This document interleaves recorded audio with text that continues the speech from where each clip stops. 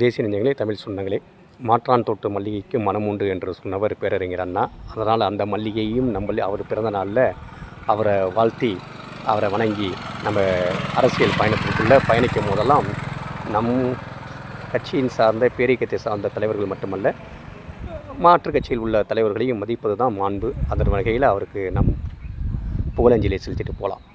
அதே மாதிரி பார்த்திங்கன்னா, அறிஞர் அண்ணாவை பொறுத்தவரையும் மக்கள்கிட்ட செல், மக்களிடம் பழகு, மக்களிடமிருந்து கற்றுக்கொள், மக்களிடம் அரசியலை அவர்களுக்காகவே நின்று போராடு அப்படின்னு சொல்லக்கூடியவர் அறிஞர் அண்ணா.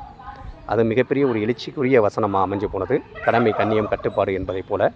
அதே மாதிரி பார்த்திங்கன்னா, அண்ணன் போப்பாண்டவரை சந்திக்கும் போது எந்த ஒரு நாட்டிலிருந்தும் ஒரு முக்கியமான நபர் போப்பாண்டவரை சந்திக்கும் போதும் போப்பாண்டவர் ஒரு உறுதிமொழியை கொடுப்பார்.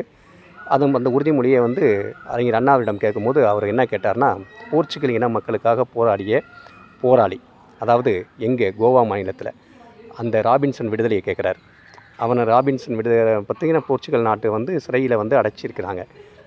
அப்போதைக்கு அந்த விடுதலையை கேட்கும் போதும் போப்பாண்டவர் அந்த விடுதலைக்கான ஏற்பாடுகளை பண்ணி அவரையும் விடுவிக்கிறார். அவர் நேராக டெல்லி ஏர்போர்ட்டில் இறங்கும் போது அன்னை இந்திரா காந்தியை சந்தித்து, இது மாதிரி என் விடுதலைக்கு காரணமாக இருந்த பேரறிஞர் அண்ணாவை நான் தமிழ்நாட்டில் போய் பார்க்கணும் அப்படிங்கிறாங்க. அவர் காலமாயிட்டாருங்கிற ஒரு செய்தியை சொல்கிறாங்க. அவர் தலையில் இடி விழுந்த மாதிரி அவருடைய சமாதியில் விழுந்து அழுது புரள்றார். என் இன மக்களே நான் மறந்த நேரத்திலும் எனக்காக விடுதலை பெற்றுக் கொடுத்தவர் இன்றைக்கி இந்த பூ உலகத்துலேருந்து விடுதலை அடைந்து போயிட்டாரே அப்படிங்கிறதுக்காக ரொம்ப அவர் சுணங்கி அழுகிறார். அது மட்டுமல்ல, அண்ணாவுடைய வரலாறு மிக நீண்ட நெடியது.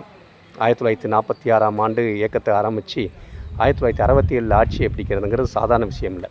அதாவது காங்கிரஸ் பேரியக்கம் வலுவாக பேரூன்றி இருந்த காலம்.